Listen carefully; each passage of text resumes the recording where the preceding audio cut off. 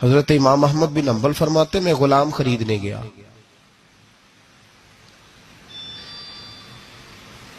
اس نے میرے ساتھ شرط رکھی کہ حضور آپ مجھے خرید کے لے جانے ہیں، میری شرط یہ ہے کہ میں دن کو آپ کی ڈیوٹی کروں گا، رات کو نہیں کروں گا۔ فرماتے میں لے آیا، گھر لا کے میں نے پوچھا تیرا نام کیا ہے؟ کہنے لگا حضور غلاموں کا نام نہیں ہوتا۔ کھائے گا کیا؟ حضور غلاموں کی چاہت نہیں ہوتی، جس نام سے پکارو گے آ جاؤں گا، جو دو گے کھا لوں گا۔ کہا کس کمرے میں رہو گے؟ کہا حضور غلاموں کے نخرے نہیں ہوتے۔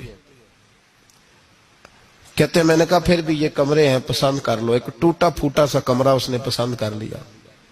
امام احمد بن حنبل فرماتے میں اسے کام بتاتا پر اتنی محنت سے کرتا کہ کمال کر دیتا، میرے اشارے سمجھتا۔ ایک دن میں تہجد کے وقت اٹھا، اس کے کمرے میں گیا تو وہ توبہ توبہ پکار رہا تھا۔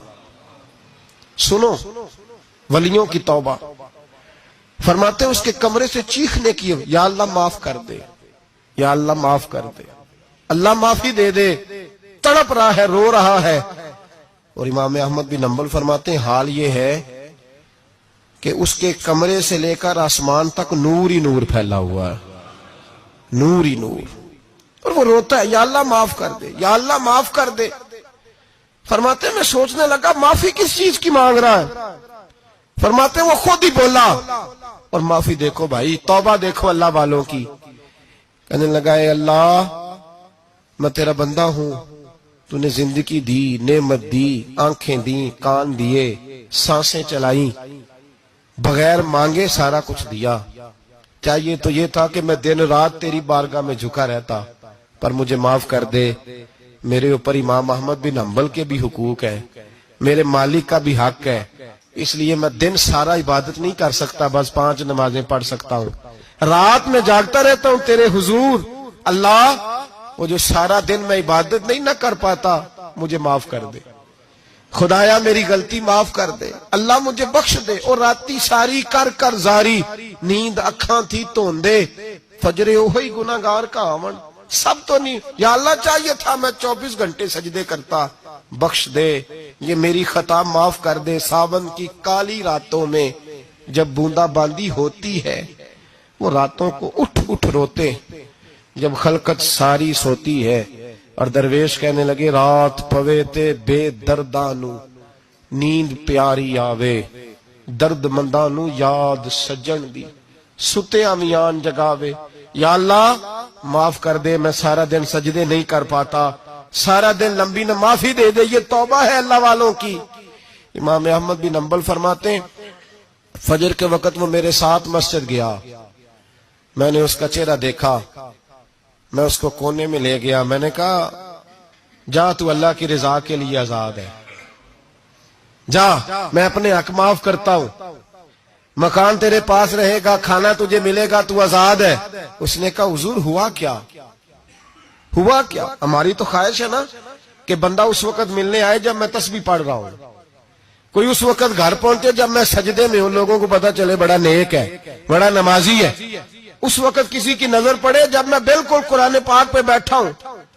فرماتے ہیں جب میں نے کہا نا تو آزاد ہے، تو کہنے لگا حضور کیا ہوا؟ فرمانے لگے رات میں نے تیری توبہ دیکھ لی ہے، توبہ دیکھ لی۔ امام صاحب فرماتے وہ پھر تڑپ کے رویا، سجدے میں سر رکھا، تو نے یہ کیا عجب کیا، مجھ کو بھی فاش کر دیا، میں ہی تو ایک راز تھا سینہ کائنات میں، میں سراپا مخزن راز تھا، میں رہا تھا مدتوں راز میں، یہ تیرا شوق دید کشاں کشاں مجھے بھی کھینچ لایا مجاز میں۔ اے اللہ پردہ ہی کھول دیا ہے تو نے، یہ عبادتیں، یہ توبہ، یہ ریاضتیں، یہ تیرا میرا راز تھا، اللہ تو نے پردے ہی کھول دیے، مہربانی کر مجھے پردہ پوشی عطا فرما، اللہ معاف کر دے، مجھے پردہ پوشی عطا کر۔ حضرت امام احمد بن حنبل فرماتے ہیں سجدے میں اس نے بلند آواز سے اللہ اکبر کہا، پھر وہ گرا، اس کی روح پرواز کر گئی، پرواز کر گئی، چلا گیا، رخصت ہو گیا۔ یہ عاشق کا جنازہ ہے، ذرا دھوم سے نکلے، محبوب کی گلیوں سے ذرا گھوم کے نکلے۔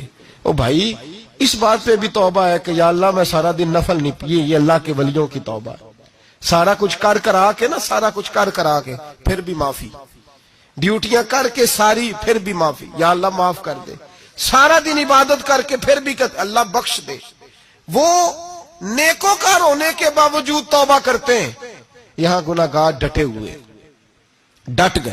توبہ بندے کو اللہ کے قریب کر دیتی ہے۔ ہم لوگ کہتے ہیں گناہ ہوں گے تو توبہ کریں گے نا، اور ہمارے زمانے میں تو گناہگار ہے ہی نہیں، سارے نیکوکار ہیں۔